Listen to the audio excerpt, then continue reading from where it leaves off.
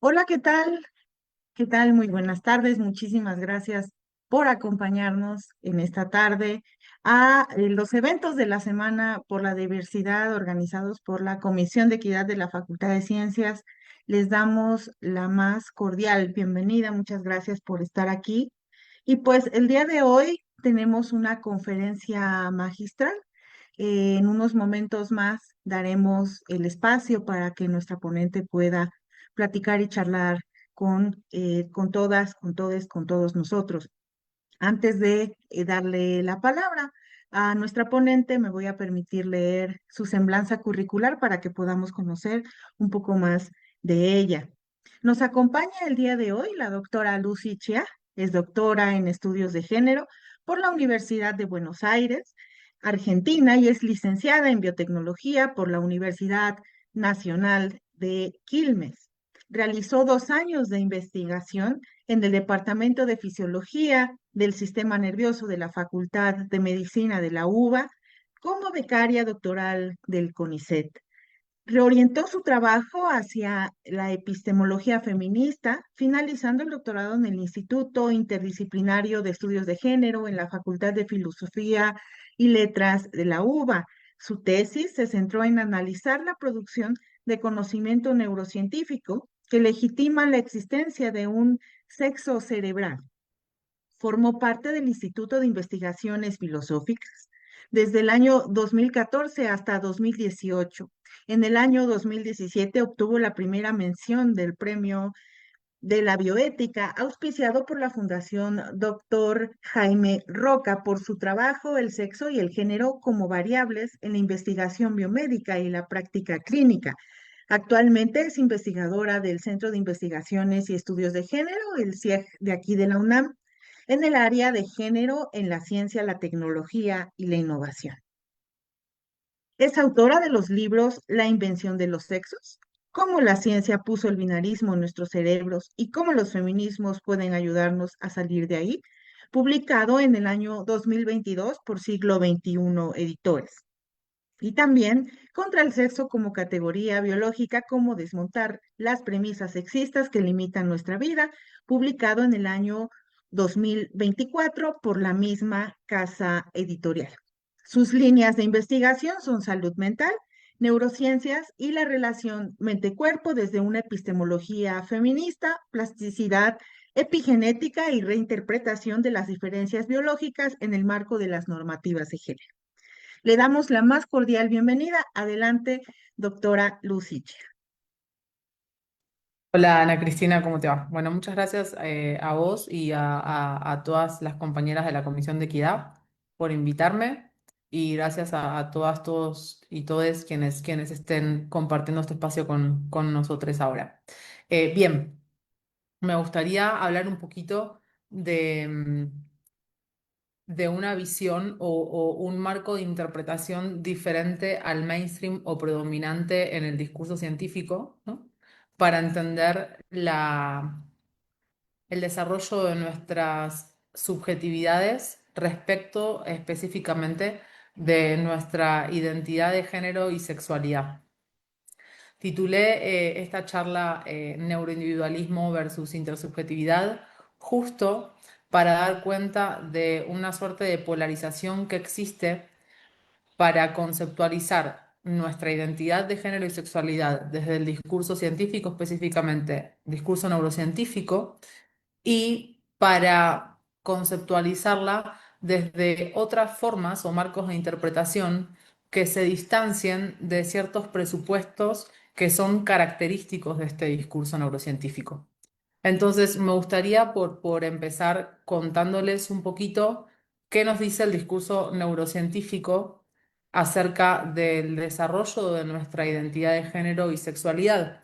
Este tema lo abordo hace muchísimos años y lo he repetido muchas veces, pero es muy importante para poder, después de caracterizarlo, no solamente quedarnos en la crítica, sino también desarrollar otras formas de entender la identidad que de alguna manera supondrían un desplazamiento de este discurso neurocientífico, y es un desplazamiento que yo sugiero primero viene desde nuestras propias vivencias en un sentido intersubjetivo, es decir, cómo nos entendemos unos a otros, desde ese lugar voy a hablar de lo intersubjetivo, ¿no? La manera de mirarnos y reconocernos entre los demás en una comunidad y en un contexto específico. Lo digo porque la idea es una crítica y una propuesta que habilite de alguna manera ponernos en un lugar de agencia.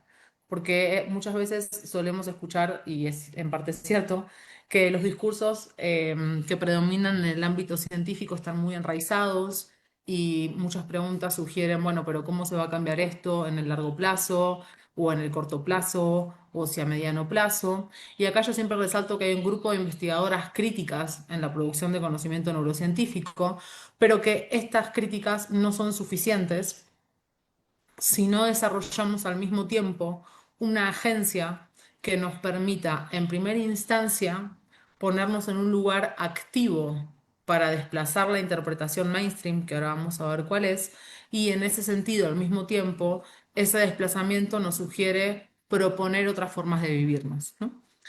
Entonces, bien, cuando hablo de neuroindividualismo, es porque caracterizo que el discurso neurocientífico sitúa en el cerebro nuestra identidad de género y nuestra sexualidad. Y ahora voy a explicar por qué. Pero la idea de esta situacionalidad, y que la voy a dejar como de manera clara, es que supondría una noción individual, aislada, de ser y estar en el mundo en función de estos dos aspectos, ¿no? De nuestra subjetividad, identidad de género y sexualidad. Bien, ¿cuál es la teoría que predomina en el discurso neurocientífico para poder, a partir de ella, hipotetizar sobre cómo se desarrolla nuestra identidad de género y nuestra sexualidad? Bueno, la teoría se llama organizacional activacional. Es una teoría que fue desarrollada por la neuroendocrinología del comportamiento a mediados del siglo XX, pero esa consolidación que tuvo en los 60, hoy la encontramos completamente actualizada y revivida en el ámbito de las neurociencias que se dedican a estudiar en nuestra especie la identidad y la sexualidad. Digo nuestra especie porque esta teoría surge a partir de estudios hechos en modelos murinos, en roedores. No nos vamos a detener en ella. Para lo que hoy nos ocupa, lo que me interesa que recuperemos de la teoría es esta noción de organización y el segundo aspecto que es el de activación. La organización vendría a ser cómo se organiza nuestro cerebro en el estadio prenatal entendido de este discurso, de esta teoría, prenatal es entendido como un sinónimo de presocial. Lo digo porque desarrollé una distinción entre estas dos nociones que me propongo compartirles acá después.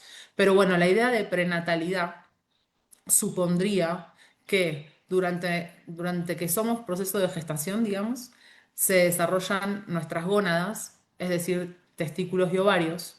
Hay un momento donde estas gónadas están indiferenciadas y se habla de una bipotencialidad gonadal. No vamos a entrar acá en detalle en los problemas que tiene de caracterizar la bipotencialidad solo en el estadio prenatal, pero créanme que este es también un campo que hoy está en exploración y yo critico fuertemente la idea de bipotencialidad como solo presente en el estadio prenatal. Pero la idea fundamental entonces es que esta bipotencialidad supone que no tenemos ni testículos ni gónada, ni testículos ni ovarios al principio. Entonces, esta bipotencialidad supone que puedo devenir en un testículo o en un ovario, ¿no? La gónada puede venir en testículo o ovario, o en ovotestis, ¿no?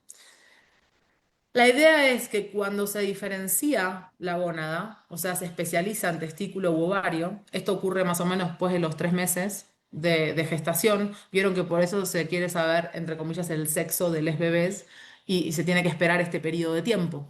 Bueno, porque es el periodo de tiempo donde se especializa la gónada y podemos ver si hay testículo, ovario o testis. Bien, entonces cuando se diferencia el testículo al producir más testosterona que el ovario, habilitaría a que en el ambiente prenatal haya en estas personas o en estos procesos de gestación con testículo mayores niveles de testosterona en relación con las personas que desarrollaron ovarios. Y esta diferencia en los niveles de testosterona es la que daría cuenta de un sexo cerebral. Es decir, mayores niveles de testosterona en las personas con testículo en este estadio prenatal supondría una masculinización de su cerebro.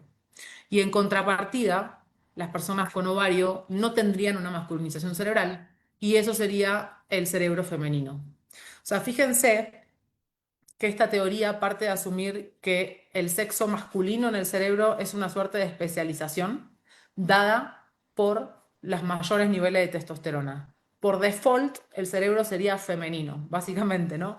Habría una falta de testosterona en las personas con ovario y tendrían ese cerebro femenino que las mayores concentraciones de testosterona masculinizarían en las personas con testículo. ¿Qué implicancias tiene el sexo cerebral para esta teoría que ha sido, como les comentaba, actualizada y sobre todo en el siglo XXI?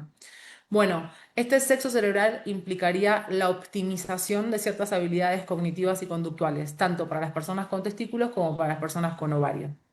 En relación a las personas con testículo, habría una optimización para la habilidad visoespacial, que es básicamente cómo nos movemos a través del espacio y es importante para actividades como dónde dejé estacionado el auto, ¿no? Para recordar eso, y para ocupaciones como la química orgánica o ciertas ingenierías. Es decir, que esta habilidad implica capacidad de abstracción. Entonces, este discurso sostiene que esta habilidad está optimizada en las personas con testículos y por otro lado, las personas con ovarios tendrían optimizada una actividad que en jerga neurocientífica se llama fluidez verbal, que básicamente siempre lo digo es hablar mucho.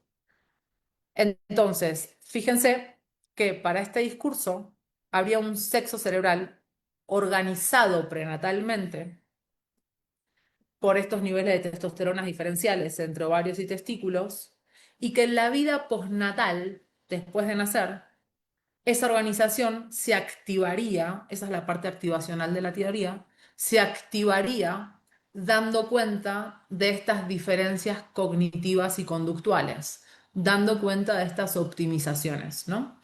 Por supuesto que estas optimizaciones se basan en la observación de que en efecto los niños cisgénero tienen un mejor desempeño en las habilidades visoespaciales en comparación con las niñas cisgénero y viceversa. Las niñas cisgénero tienen un mayor desempeño en la fluidez verbal que los niños cisgénero.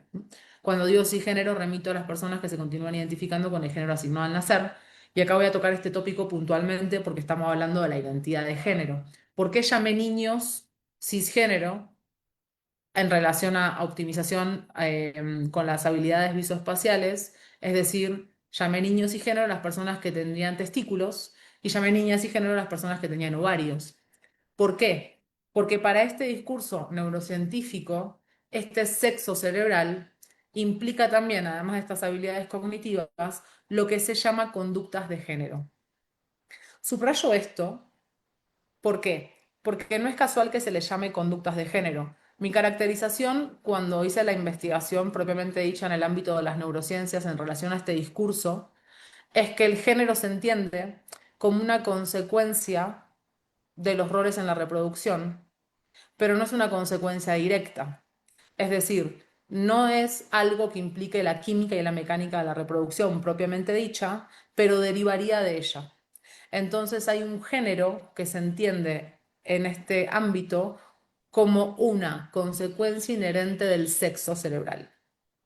Y este es el punto neurálgico de lo que hoy nos ocupa, digamos, ¿no? Ese sexo cerebral supondría entonces que las personas con testículos se identifiquen hombres y sean heterosexuales, es decir, que le gusten las mujeres.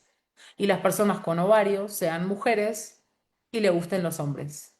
Porque identidad de género y orientación sexual serían parte de esta organización cerebral prenatal, que después en la vida postnatal se activaría y explicaría lo que en efecto observamos, que la mayoría de las personas con testículos se identifican hombres y le gustan las mujeres, y la mayoría de las personas con ovarios se identifican mujeres y le gustan los hombres. Ahora, hay algo que es importante destacar. Estas dos conductas de género, identidad de género y orientación sexual, se combinan con una tercera conducta de género, que también se sostiene, difiere entre hombres y mujeres y género por este sexo cerebral. Y esta tercera conducta de género es la conducta de juego, la actividad de juego y la elección de juguete. Los niños cisgénero suelen elegir la lucha y las niñas cisgénero suelen elegir el té y las muñecas. Y esto también sería una consecuencia de la organización prenatal cerebral. Ahora, ¿cómo se justifica en términos biológicos que haya una prenatalidad que organice el cerebro para predisponernos a este tipo de características? Bueno, la justificación última es en perspectiva evolutiva, por los roles en la reproducción, como antes mencioné.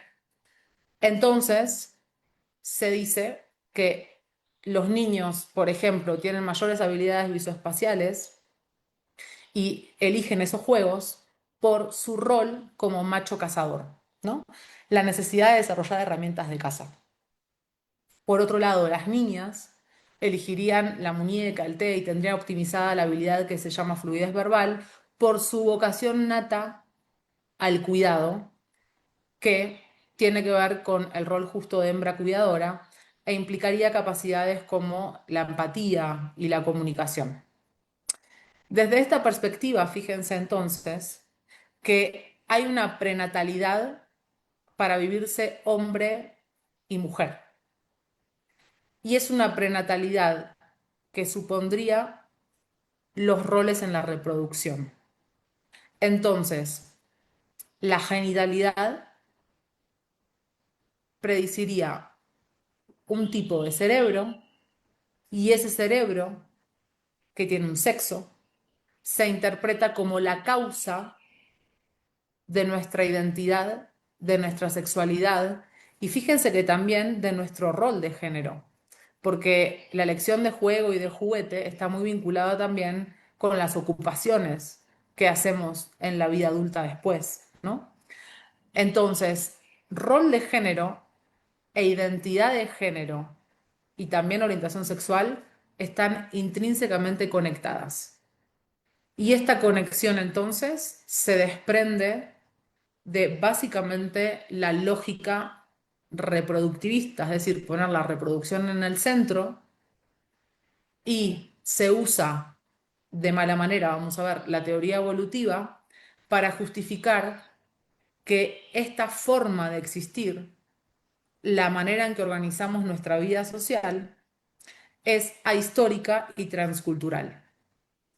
En términos de especie, tiene que ver entonces con los roles en la reproducción. Y en efecto van a hacer la comparación con otras especies, tanto de primates no humanos como de mamíferos en general, ¿no? Bien, entonces, lo que me interesa acá destacar es que desde esta perspectiva, fíjense, si ustedes no hubieran tenido contacto con otra persona, o sea, con otro miembro de nuestra especie nunca en su vida, si hubieran nacido en una isla y hubieran crecido en una isla y sobrevivido soles, que eso es algo complejo porque somos la especie más dependiente que hay. Pero bueno, supongamos que lo hubiéramos logrado, habría una suerte de estado interno individual que implicaría saberse en la categoría hombre o la categoría mujer y también saberse en términos de sexualidad. ¿Por qué? Porque desde que esta caracterización asume que es la prenatalidad la que organiza nuestra forma de estar en el mundo en términos de identidad y orientación sexual, podríamos saber de estas características sin necesidad de apelar a otra persona, a otro miembro de nuestra especie. Es decir, esta idea de entender la identidad de género y la sexualidad se convierte en una idea individualista, donde lo que prima es la lógica evolutivista para decir que ser hombre o mujer es una consecuencia intrínseca de la posibilidad reproductiva, ¿sí? La posibilidad reproductiva supone un cerebro y ese cerebro es el que contiene identidad y orientación sexual. Entonces, fíjense que acá no solamente está la asunción de que existe un sexo cerebral, sino que al mismo tiempo se asume que cerebro es sinónimo de nuestra vida mental, de nuestra vida psicológica, y que identidad y orientación sexual se pueden reducir a causalidades cerebrales o a estados cerebrales. Esa es la perspectiva mainstream y créanme que no es nueva porque se desarrolla en un contexto que es el contexto moderno colonial durante los siglos XVII y XVIII y hoy lo que vemos es una actualización en clave molecular de los presupuestos e hipótesis que guiaron este tipo de afirmaciones en estos contextos, ¿no? Ahora, lo que quiero destacar es que esos presupuestos e hipótesis no se basaron en ningún descubrimiento científico, sino en a prioris que buscaron justificar biológicamente tanto la reducción de la mujer cisgénero blanca heterosexual a la esfera doméstica como la bestialización de las personas negras e indígenas. Y esto lo destaco porque si bien hoy no nos va a dar el tiempo para todo, es importante subrayar que las categorías de sexo y de raza en este contexto moderno colonial comparten una genealogía y es esta, la idea de que se crean como categorías científicas que describen una biología que está intrínsecamente jerarquizada. Porque la supremacía no fue solo en términos de sexo, sino también de raza, ¿no? Y básicamente es la supremacía de la masculinidad cisgénero blanca, adulta, propietaria, heterosexual, occidental. Desde este paradigma, entonces, lo que podemos decir es que el presupuesto fundante tiene que ver tanto con la idea de dimorfismo sexual, es decir, que en efecto hay un sexo cerebral, como con la idea de que mente y cerebro son lo mismo. Y esto es algo que ahora en esta segunda etapa vamos a cuestionar, tanto la idea de sexo cerebral como la idea de que mente y cerebro son lo mismo. En relación a la idea de sexo cerebral, hay muchas investigadoras como Daphne Joel, como Annelies Kaiser, como Gina Ripon, que se dedican a la producción de conocimiento neurocientífico y han mostrado la invalidez de categorizar los cerebros según dos poblaciones, porque algo que nos caracteriza como especie es nuestra alta plasticidad cerebral. ¿Qué quiere decir la plasticidad? La capacidad con la que cambiamos biológicamente a través de la experiencia. Esto supone que mis hábitos y estilos de vida no son meramente macroscópicos y conductuales, sino que al mismo tiempo son moleculares. Es decir, que cuando vemos nuestros cerebros, no estamos ante cerebros naturales, libres de cultura. Y esto es importante porque la cultura se expresa biológicamente. Se expresa en efecto, se puede expresar en efecto, en el tamaño de ciertos volúmenes, o sea, de ciertas estructuras cerebrales, en los patrones de activación neuronal, etcétera. Entonces, ¿por qué no es posible categorizar los cerebros según dos poblaciones?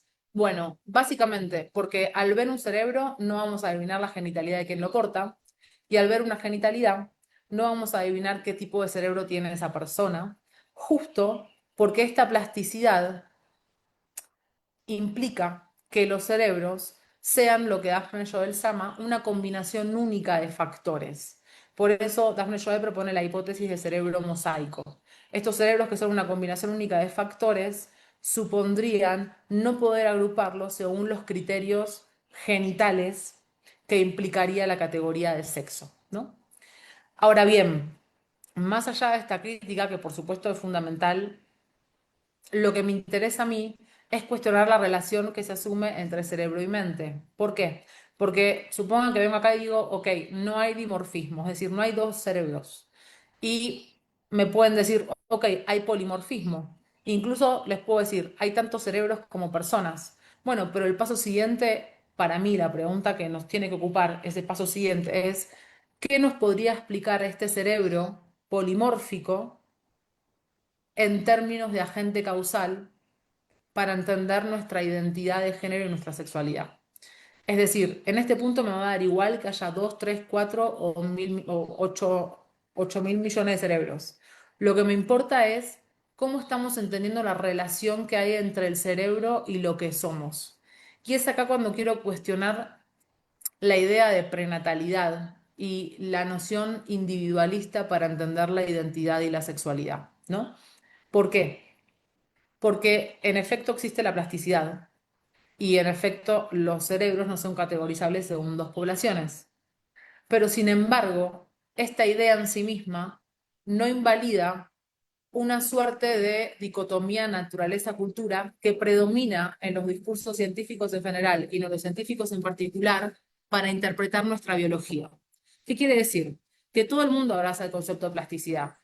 Ya sabemos que nuestra biología cambia con las prácticas sociales, que nuestras culturas están indefectiblemente generizadas. Sin embargo, lo que se suele conceptualizar es que tenemos como una biología libre de cultura, que eso vamos a llamarle naturaleza, a la que la cultura se le va sumando. Y ese se le va sumando, parecería que empieza en nuestra vida postnatal. Por eso la prenatalidad se considera sinónimo de presocialidad, ¿no? Tenemos entonces una lógica que supone que cuanto más chiquitites agarremos a las niñas, menos cultura. Entonces más cerca voy a estar de una biología dada por la química y la mecánica de la reproducción, independientemente del contexto. Yo critico de manera profunda esta idea porque, por supuesto, da continuidad a la dicotomía naturaleza-cultura desde que parecería que en nuestra biomaterialidad es disociable la biología que viene de la reproducción, como fuera de contexto, y la biología o las modificaciones de nuestra biología en función de nuestra vida social. Entonces, lo que distingo es entre prenatalidad y presocialidad, como les decía antes. ¿Cuál es la diferencia? Una cosa es decir que hay un desarrollo antes de nacer, cuando somos proceso de gestación. Y otra cosa es caracterizar que ese desarrollo gestacional está fuera de un contexto. Lo que voy a sostener es que en ese proceso de gestación, por supuesto que hay un contexto y también atravesado por nuestras prácticas sociales. ¿De qué manera? Bueno, al menos de dos. La primera forma en la que hay un contexto es que el cuerpo gestante es una persona adulta que está atravesada por normativas sociales que implican prácticas generizadas. Y a hoy sabemos que hay lo que llama un diálogo biomaterial entre el proceso de gestación y el cuerpo que gesta. ¿Qué significa esto? Que hay intercambio de materiales en ese contexto fetal. Cambios materiales que son hasta génicos. Es decir, se ha comprobado que hay incluso intercambio de los llamados cromosomas sexuales. ¿Por qué? Porque muchas veces pensamos, cuando hablamos de la idea de sexo como categoría biológica, nos imaginamos una biología cuyas fronteras son completamente claras, precisas y funcionan como límites físicos para la circulación de diferentes moléculas. Y eso no funciona así en la realidad de lo que somos, ¿no? Entonces, en primer lugar, hay un intercambio biomaterial que es hasta génico entre el cuerpo que gesta y el proceso de gestación. Y en segundo lugar, es que el mismo proceso de gestación no es una biología que viene libre de contexto, desde que es una biología que hereda de manera biológica cierta herencia cultural. ¿De qué manera? Bueno, por un fenómeno que se llama herencia epigenética. Si bien nos han dicho que los genes ya vienen escritos, la manera de ser leídos no. Y eso es lo que es la epigenética. Epi significa sobre los genes, cómo se regulan nuestros genes. Entonces, cuando hay cambios en la regulación de nuestros genes, cambian nuestros perfiles, por ejemplo, enzimáticos, que son proteínas dedicadas al metabolismo, y esos cambios en la regulación de los genes pueden ocurrir en nuestras células sexuales. Y si ocurren en nuestras células sexuales y nos reproducimos y generamos descendencia, esa descendencia hereda los cambios epigenéticos y entonces tenemos una herencia que puede ser cultural, porque mis regulaciones génicas cambiaron en función de mi estilo de vida, y al mismo tiempo se transforma en una herencia biológica.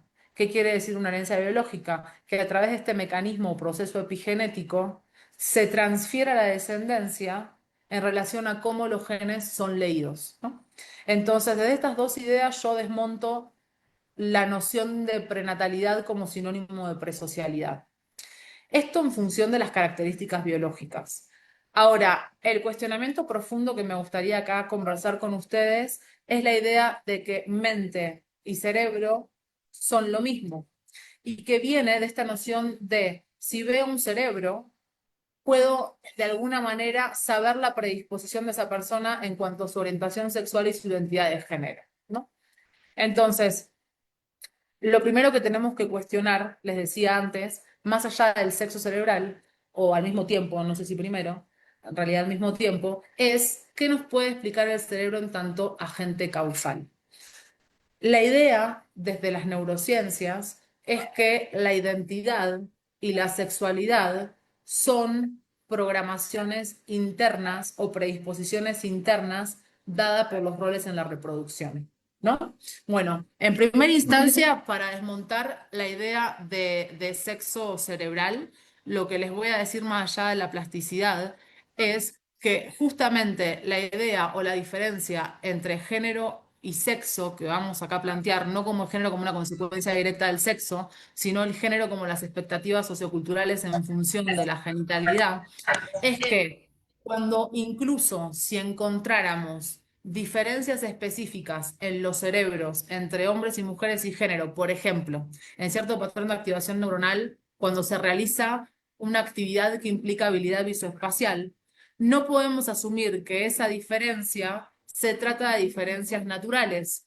Y no solo por esta idea de presocialidad no es lo mismo que prenatalidad, sino porque estos cerebros que ya están entrenados en una vida postnatal, en un sistema binario, pudieron haber aprendido.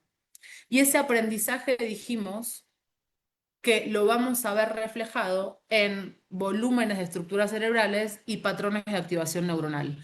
Entonces, ante la observación de que los niños y géneros se desempeñan mejor en las habilidades visoespaciales y que en efecto sucede, un marco de interpretación diferente a este discurso neurocientífico predominante que reduce las diferencias a la idea del sexo, sería decir que esas diferencias pueden ser el reflejo de prácticas sociales generizadas. Y abonando a esta idea, déjenme decirles que una práctica que supone entrenar de manera informal la habilidad visoespacial es el videojuego.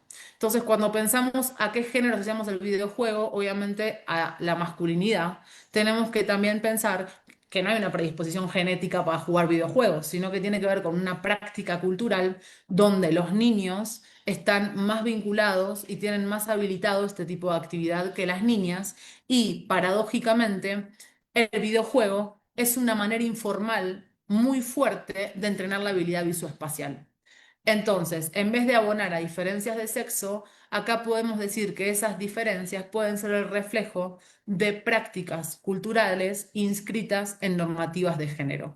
Fíjense que esto supone no negar las diferencias que se observan, sino cambiar el marco de interpretación. Es decir, esas diferencias no pueden asumirse naturales. En primera instancia, porque dijimos que la dicotomía naturaleza-cultura no es algo válido en nuestra biomaterialidad, por lo que antes describí. Y en segunda instancia, porque ese cerebro postnatal nunca va a estar libre de las prácticas sociales generizadas. Entonces, una manera asertiva es reconceptualizar la diferencia como diferencias en este contexto, en el marco de las normativas de género. Y abonando también a esta idea, déjenme decirles que la historia del macho cazador ha tenido y tiene hoy muchos problemas desde la arqueología de género. Porque se acuerdan que les dije que el argumento para decir que hay una organización prenatal para que los varones y género tengan optimizada estabilidad es la idea del macho cazador y la necesidad de desarrollar herramientas de caza. Bueno, recientes estudios lo que muestran es que la narrativa acerca de que solo los machos cazaban viene una interpretación sesgada de los restos fósiles con los que hoy contamos, digamos, para asumir que solo en efecto lo que hoy llamamos hombres y género cazaban. ¿Qué pasó en esta historia? Bueno, resulta que cuando se encontraban los restos de personas que hoy caracterizaríamos como hombres y género junto a puntas de lanza, vieron que está la idea de que las personas eran enterradas con la herramienta que usaban a lo largo de toda su vida, ¿no? Entonces, cuando estos hombres y género eran encontrados con puntas de lanza, ¿qué decía la arqueología de género? Macho cazador, ¿no? Lo enterraron con la herramienta que usaba toda la vida. Ahora, ¿qué pasaba? Y hablo de siglo XIX y XX. ¿Qué pasaba cuando los restos de personas que hoy llamaríamos mujeres y género también eran encontradas con puntas de lanza, porque lo que no sabemos, lo que no sabíamos, era que también eran encontradas con punta de lanza estas mujeres cisgénero. Ahora, ¿cómo describía la arqueología objetiva, neutral y universal de los señores arqueólogos este hecho? Ah, bueno, eran enterradas con el utensilio de cocina.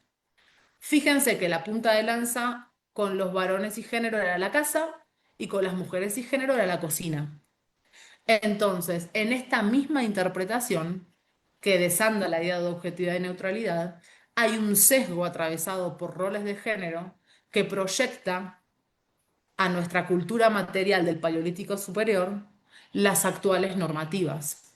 Ahora, estos estudios, cuando revisan los restos y las puntas de lanza en términos estadísticos, lo que confirman es que tanto hombres como mujeres y género cazaban en las mismas proporciones.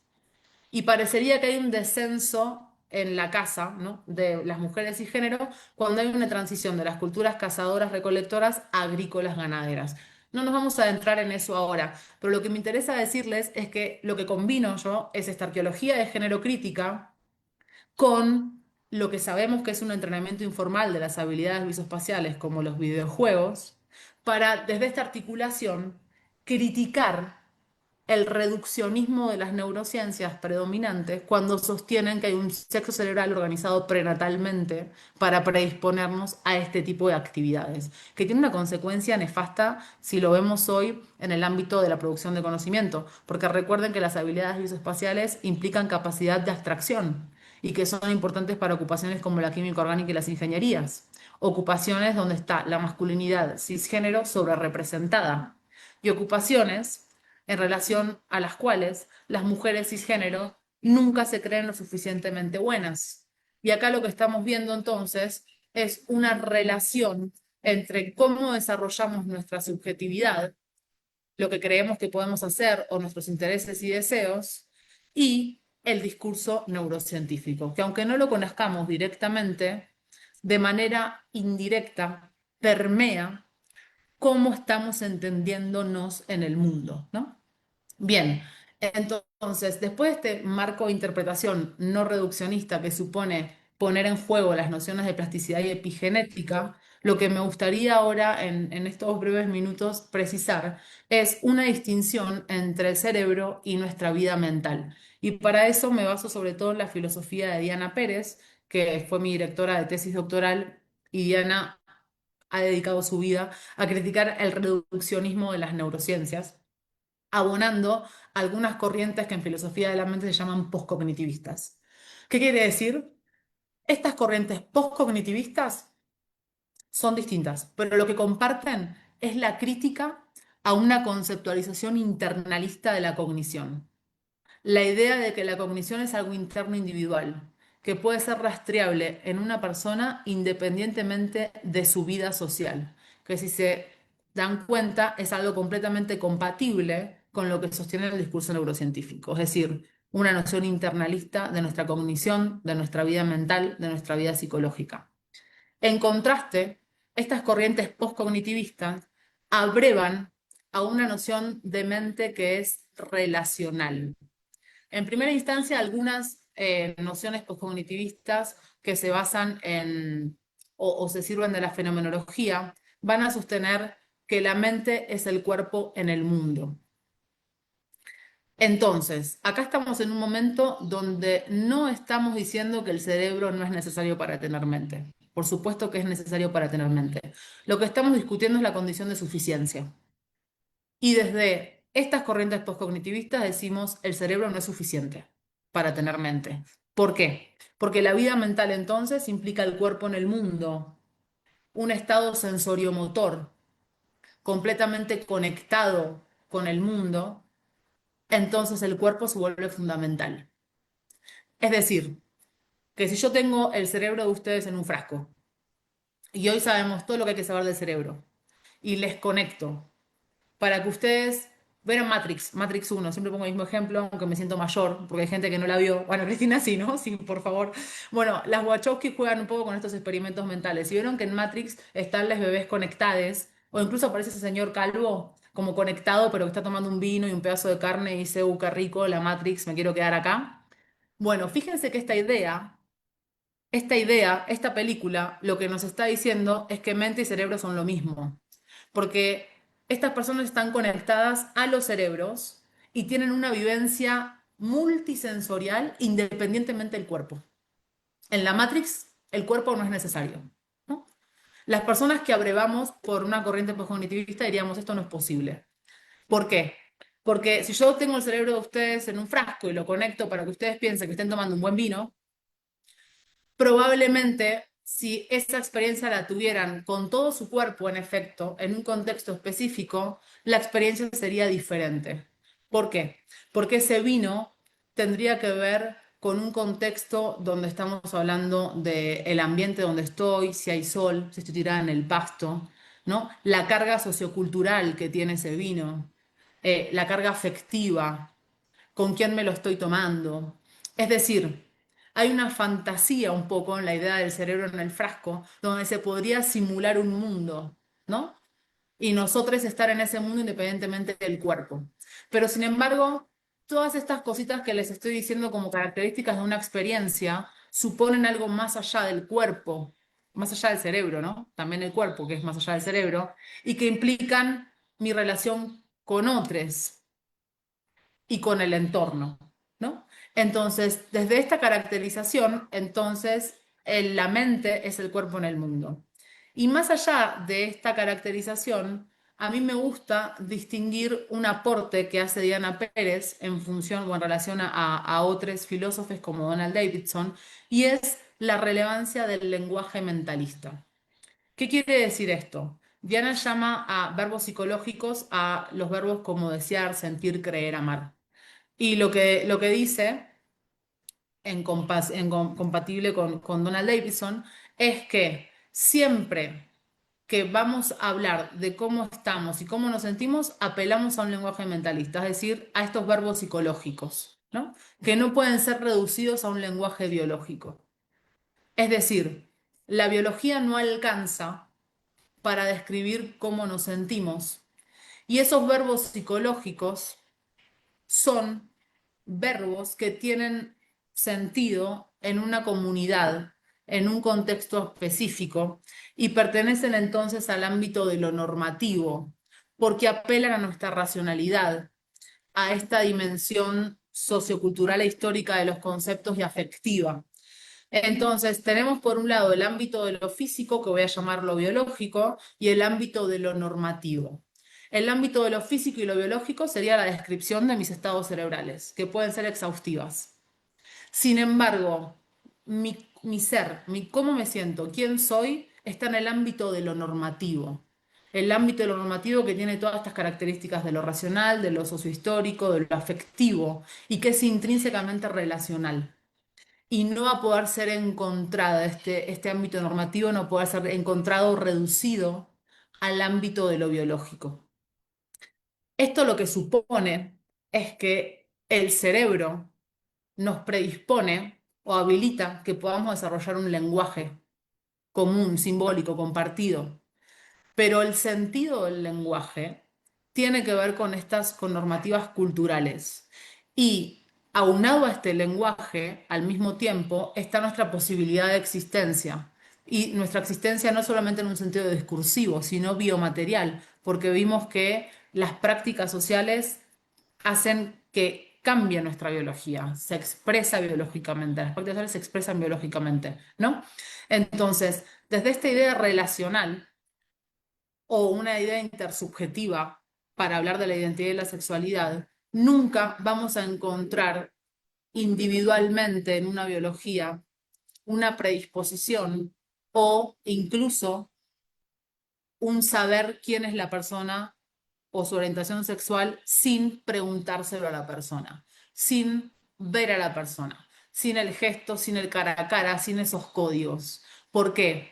Porque esa manera de vivirnos va a suponer cómo quiero que me reconozcan y ser reconocida por los demás en función de un sistema binario a partir del cual hoy somos inteligibles.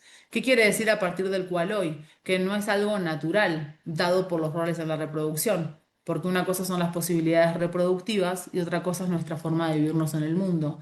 Sin embargo, desde que el discurso neurocientífico se asume una relación de causalidad entre posibilidad reproductiva e identidad de género vía cerebro, es decir, que la posibilidad reproductiva predice un tipo de cerebro y el cerebro causa mi identidad de género, asumimos que la asignación de género al nacer es un hecho natural, que es completamente normal y que describe no solamente nuestra biología, sino nuestros atributos psicológicos. Porque la asignación del género supone atributos psicológicos también. Ahora, esa relación causal no existe. Lo que hay es una conexión normativa. Asociamos a un hecho biológico una identidad de género. Normativa porque la identidad está en el ámbito de lo normativo. Y ese hecho normativo funciona como un marco de referencia para vivirnos. Yo siempre digo lo mismo, me enuncio lesbiana no binaria y eso no implica que rompa con el sistema binario. Evidentemente, ustedes me ven y dicen, bueno, está en un espectro de masculinidad, feminidad, andrógina, más o menos, pero no puedo salirme de eso. Y si ustedes piensan en cómo se reconocen entre ustedes, nadie se reconoce por fuera de este sistema masculino-femenino. Y sin embargo, no es porque es un hecho natural, sino es porque es un hecho normativo. Entonces, es un hecho normativo que nos coloca en un lugar de agencia. Las personas pueden actualizarse y reconocerse con ese género asignado o no, pero siempre con este sistema binario de referencia, lo cual es muy triste, porque básicamente aplasta nuestras subjetividades.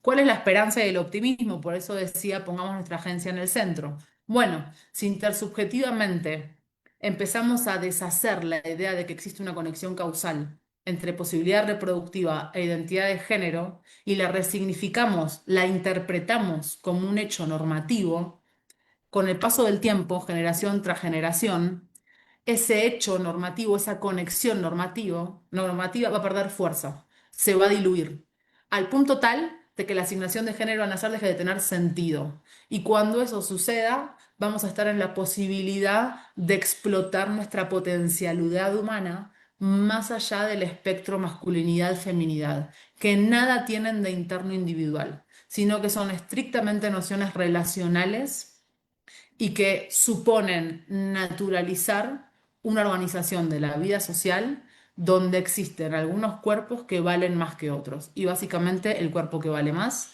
es el de la masculinidad cisgénero blanca, adulta, propiedad heterosexual, en desmedro, subordinación de las mujeres cisgénero heterosexuales y la comunidad LGBTIQ+.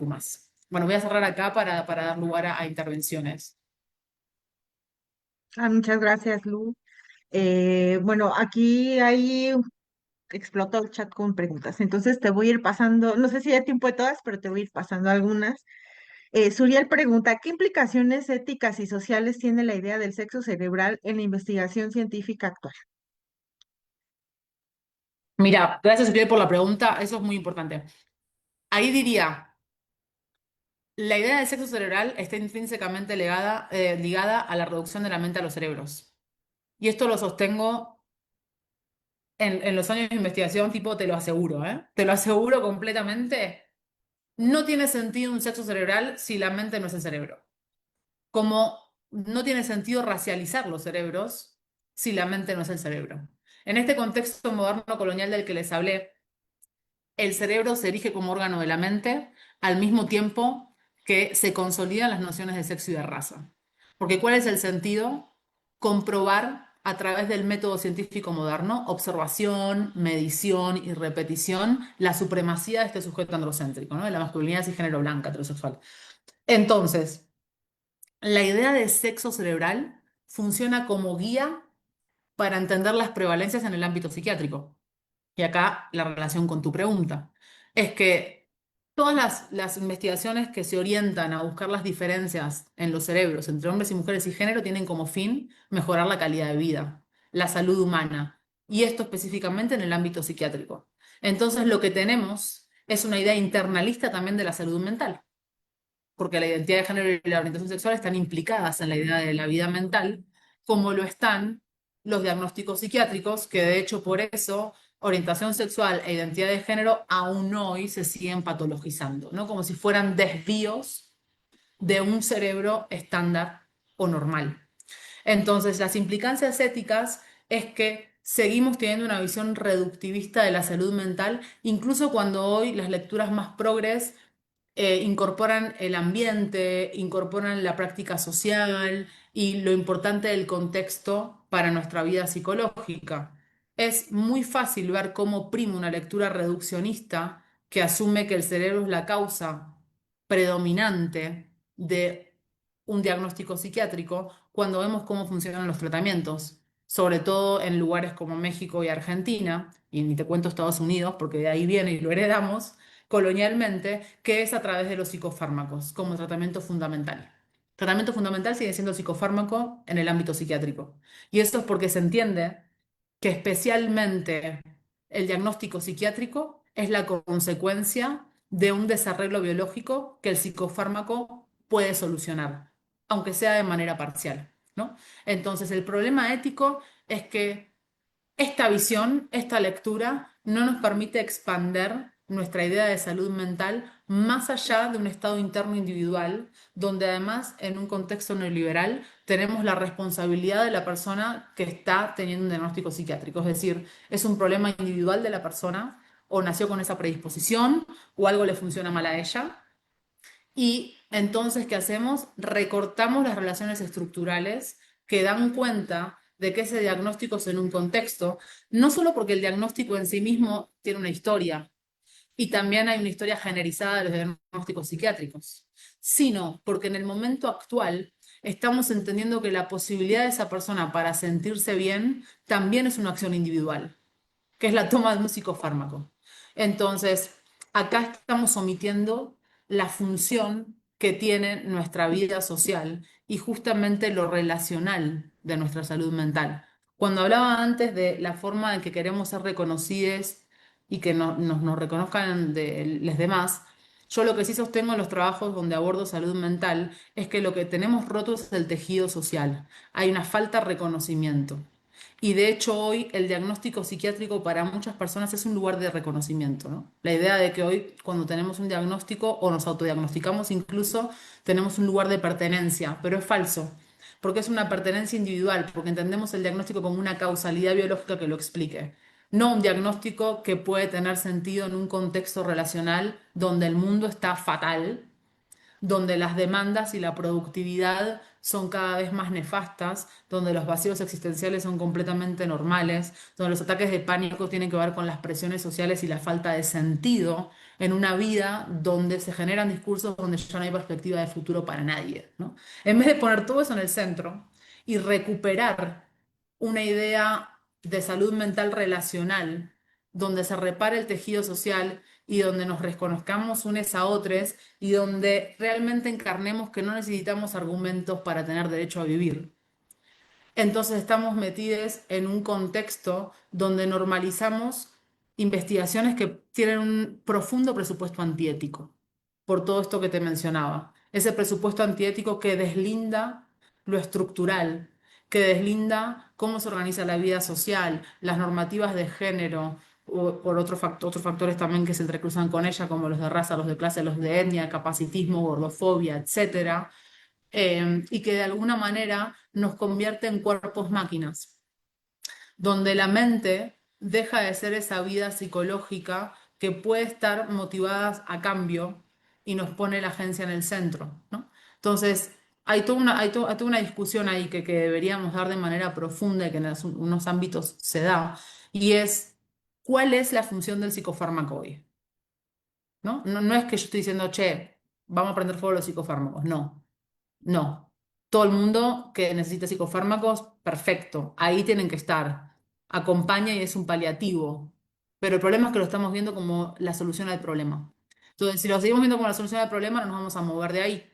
Y vamos a seguir alimentando una biomedicalización de la vida, básicamente, que ya no se basa en la idea de tratar una enfermedad concreta como es la autoinmunidad. Hablo de enfermedad cuando hablo de algo orgánico concreto, ¿no? Autoinmunidad, no sé, diabetes, etcétera, y tampoco se trata ya de tratar un diagnóstico psiquiátrico, sino básicamente tomar algo que nos hace sentir mejor. El ejemplo, ya me callo para dar lugar a preguntas más, pero el ejemplo más concreto es el de para TDA, que se toma Ritalin, como que es para la concentración. Bueno, hay gente que lo toma sin tener TDA. Ah, che, me voy a concentrar, voy a tomar Ritalin.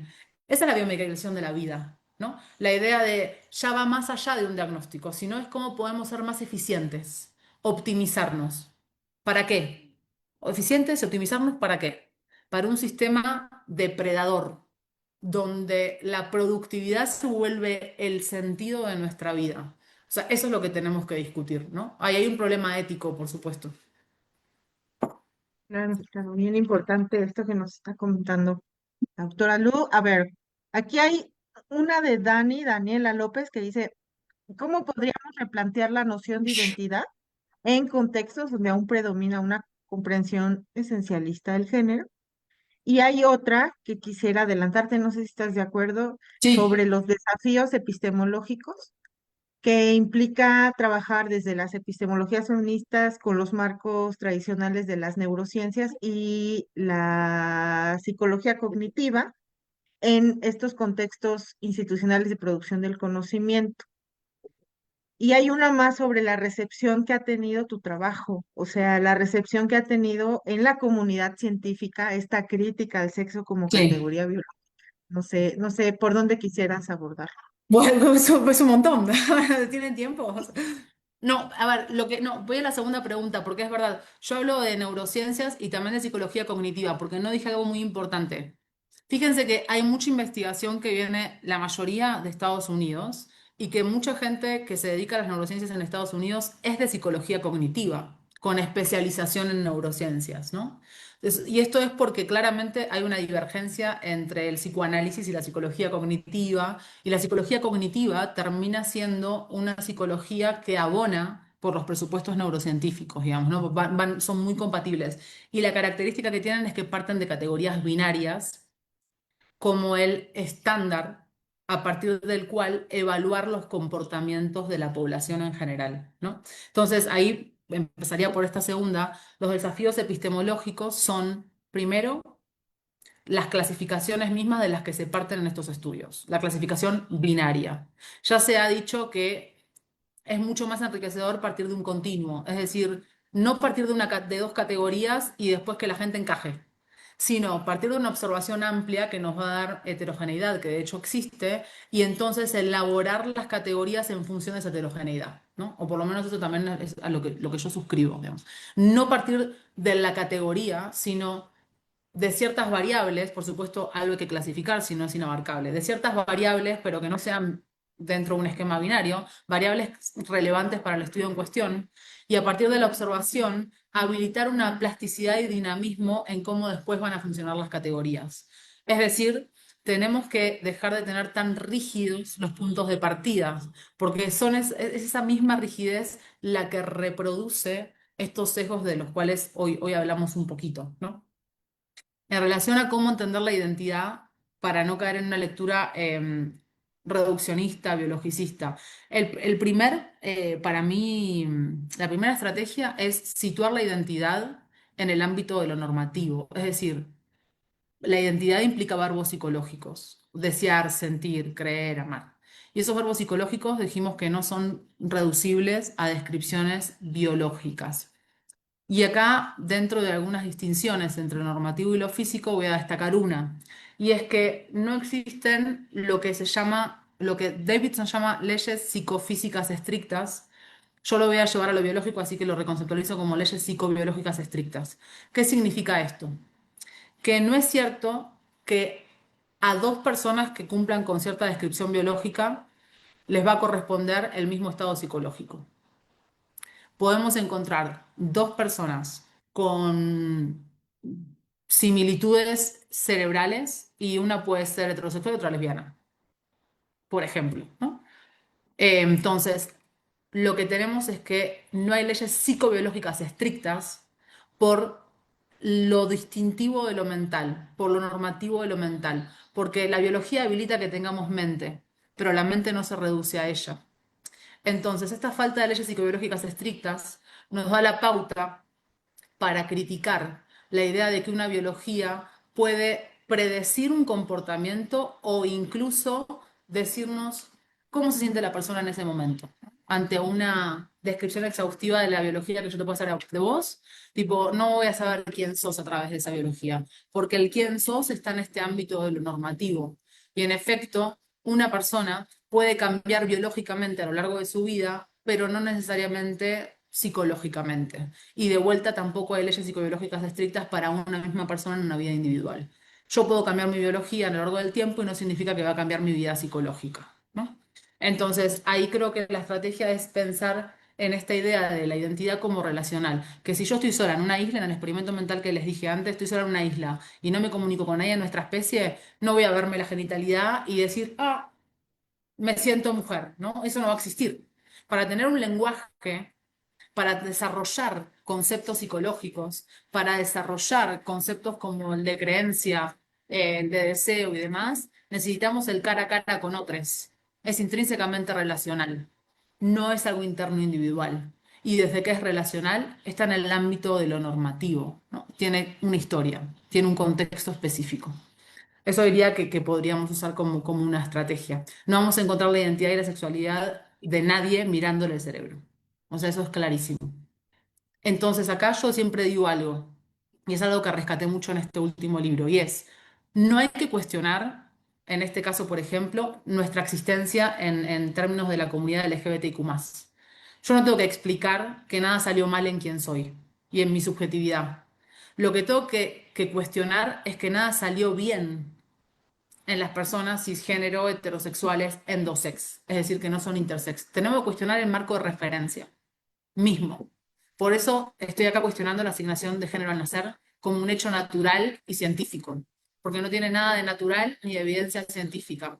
Porque lo que quise decir hoy y lo que sostengo y lo que les puedo asegurar con más de 10 años que yo de investigación en este tema, y se los digo con toda la autoridad epistémica, que cuando se asigna un género al nacer, no se está nombrando la posibilidad reproductiva. No se está nombrando qué célula sexual voy a probablemente yo producir, porque en el momento que nace no sabes si vas a tener células sexuales funcionales, ¿no? Ovocitos, espermatozoides. No. Lo que se está asignando, hombre-mujer, es un sexo cerebral.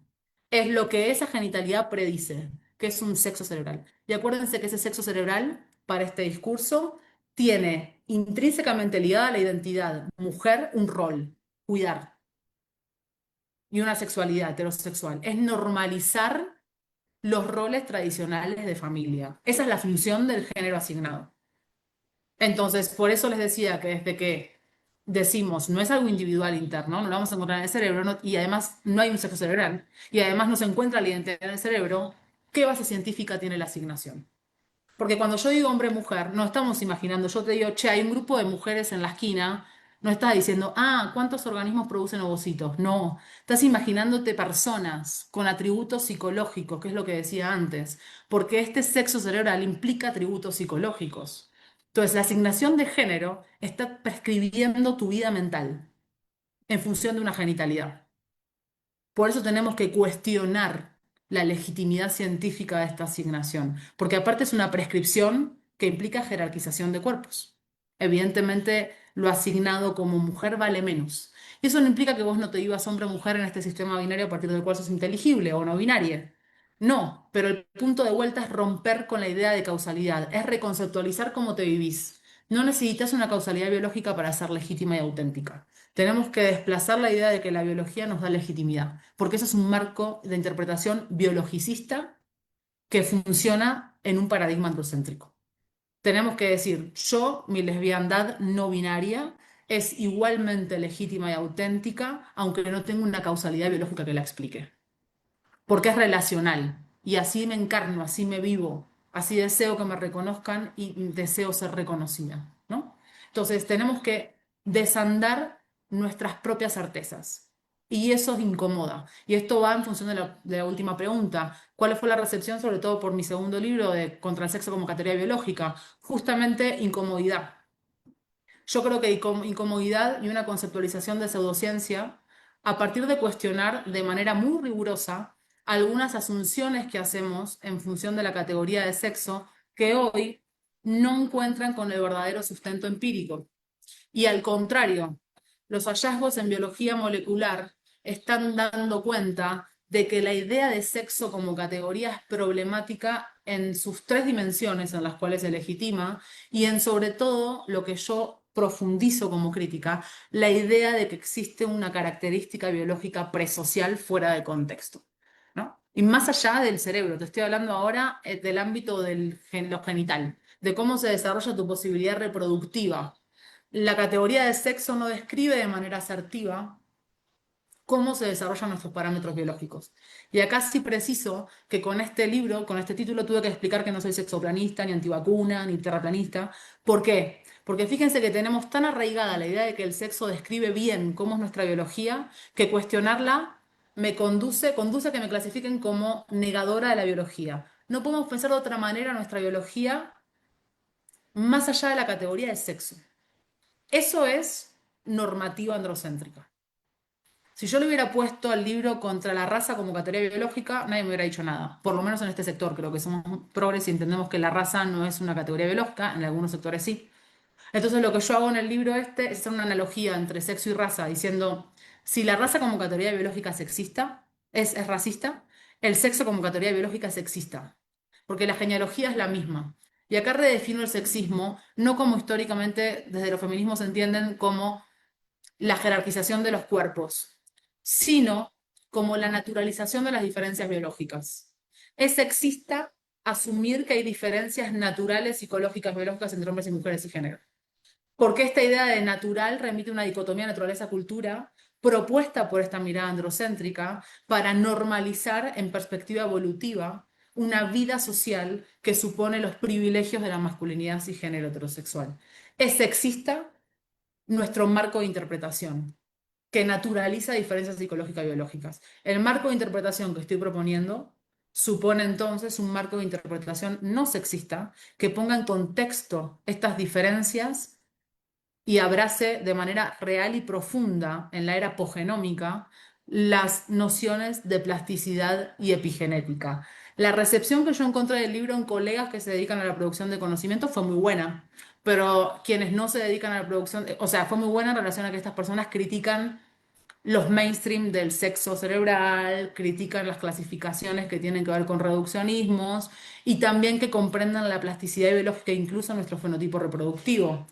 Ahora, en los ámbitos donde no se produce conocimiento en estas líneas de investigación, es muy incómodo porque yo entiendo que son algunas asunciones que si por ahí no tenemos lecturas en este ámbito, eh, nos parece muy distante de lo que entendemos que nuestra biología es.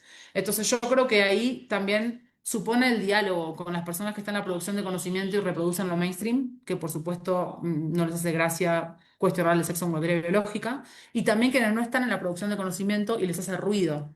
¿No? Hay que profundizar el diálogo y entender el porqué del planteamiento y la relevancia de cambiar un marco de interpretación en contextos donde la ultraderecha hoy está en su auge no casualmente, sino porque se recrudecen las lecturas esencialistas en torno al sexo y en torno a la raza.